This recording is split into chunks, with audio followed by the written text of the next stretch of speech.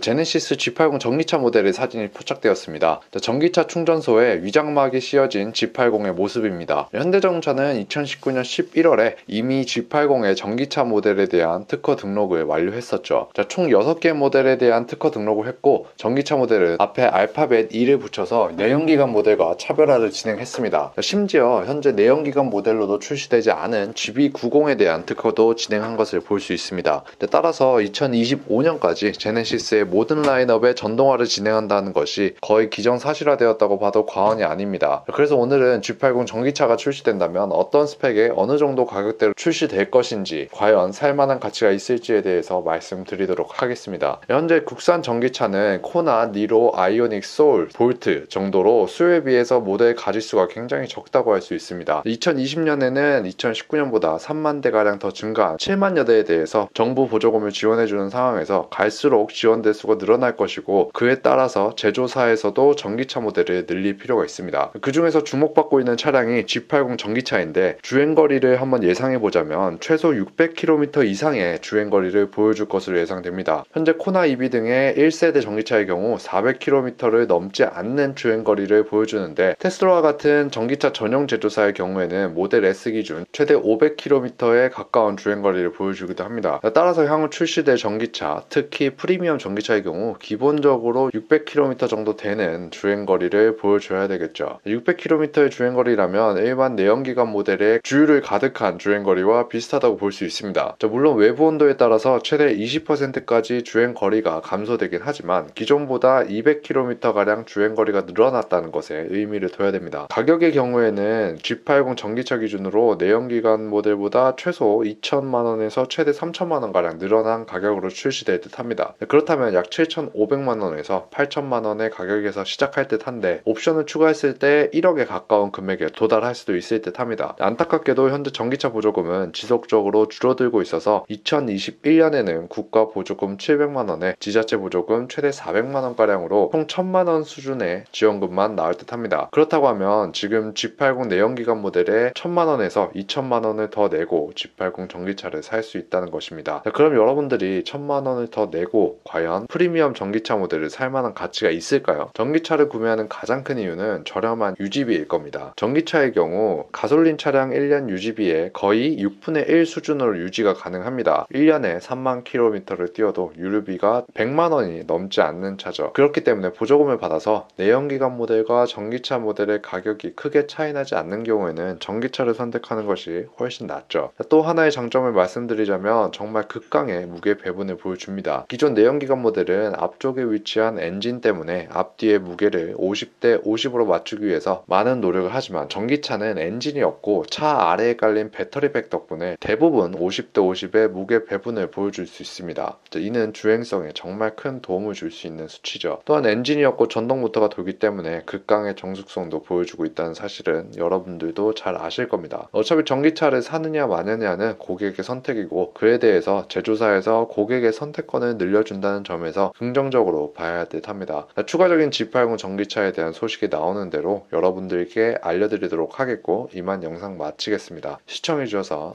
감사합니다.